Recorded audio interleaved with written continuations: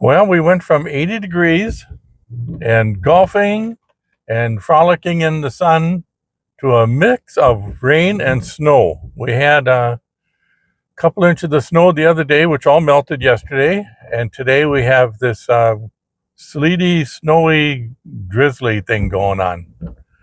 But it's supposed to get better. Next couple days is going to be a gradual improvement again. So not to worry.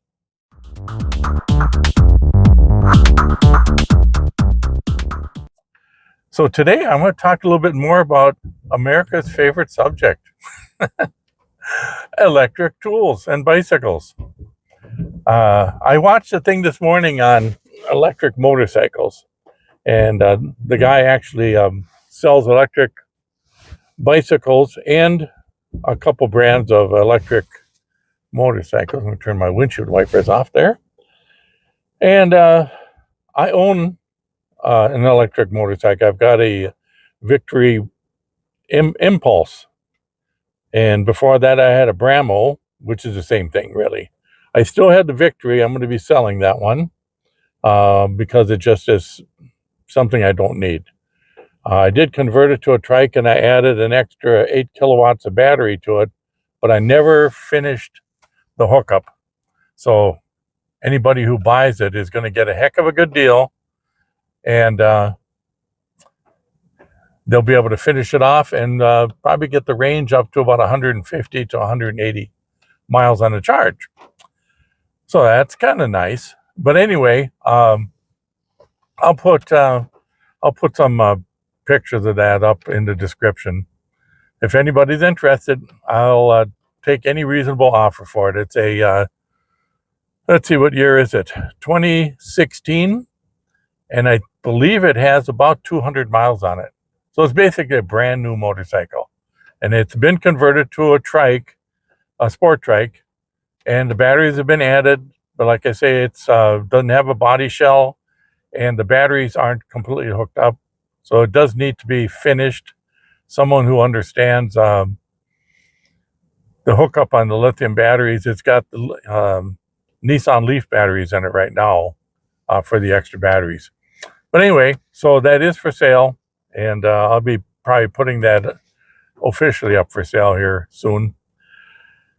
But kind of excited me a little bit to see some of the different electric motorcycles that are coming out.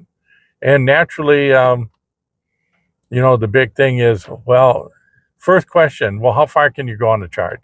Which is always the wrong question. I don't know why people fixate on range when it's clearly obvious that an electric motorcycle at this point in time is basically an urban transport. My oldest son has a Zero motorcycle. It's got a range of about 100 miles. And, he lives up in Minneapolis, northern Minneapolis, and scoots all over the place on the thing. It's surprising how much driving you can do around town and not put that many miles on. It's a really practical thing. It's easy to park. They always start, and really cheap to run, really cheap. And now that's really the big thing with the electric cars and everything that I've discovered is how cheap they are to run. I just been kind of tracking my usage here with our 2 electric cars, and within a few cents, I can figure out that it's costing us about $45 a month to run 2 cars on electric. And if we're running on gas, you could triple that. So you save that much money. And we could even do better, but we do a lot of, chasing up to the cities, a lot of highway traffic. And winter is hard on electric cars because it uses the heater, uses electricity, plus the inefficiency of the battery is increased with cold temperatures, but still 3 times more efficient than a gas car. And gasoline cars suffer during the winter too.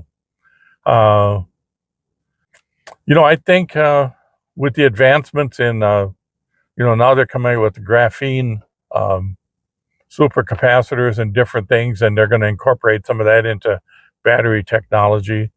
that the range on a lot of these vehicles is going to double. And you get a motorcycle up to 200 miles per charge, it is definitely trip worthy. I've done a couple trips with my car recently, and public charging, it's a breeze.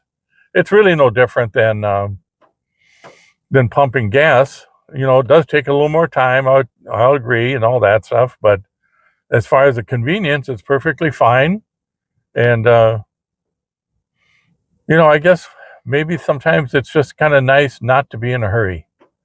Sometimes driving, it's like the trikes. I really like the fact that I can drive my trike really, really slow and not have to be concerned about tipping over and stuff if I'm, breezing by a stream or something, or something I want to really look at.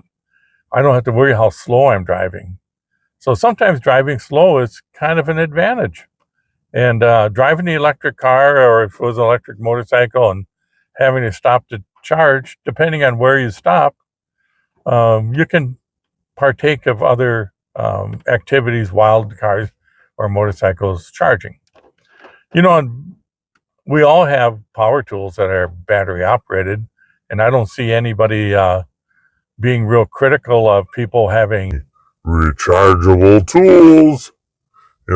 But that's an important factor. Our reluctance in the United States and the push that there is against electric vehicles right now, especially with the new administration, is really going to hurt the United States in the long run. BYD, which is a Chinese company, is way beyond Tesla in sales and technology, way beyond them.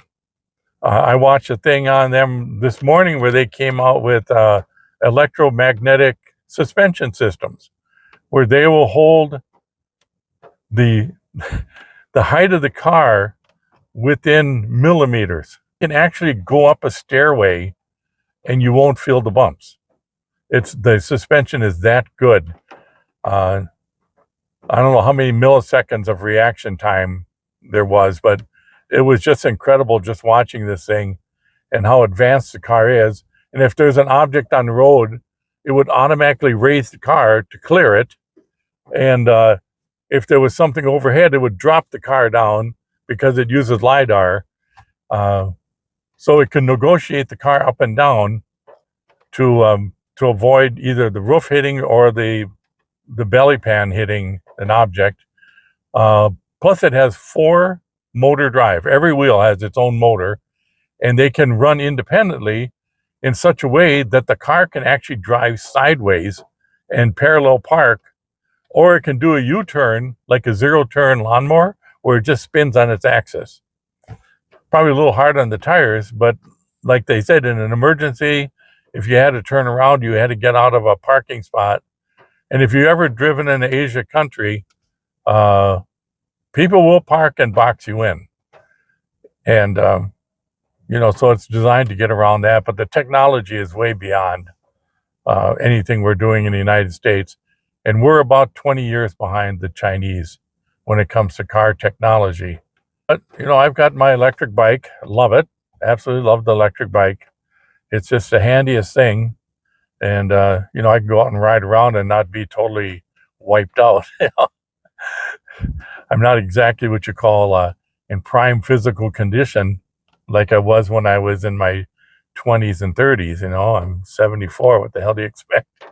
But, and all the tools I have are all battery operated, and like I said so many times, it has really nothing to do with saving the planet or any of that. It's basically convenience. Electric tools, the battery operated tools, are so convenient.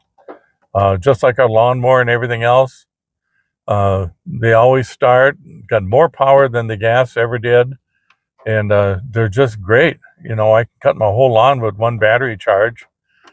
What's the big deal? And I imagine, it costs me virtually nothing as far as charging to charge up the batteries and that kind of thing.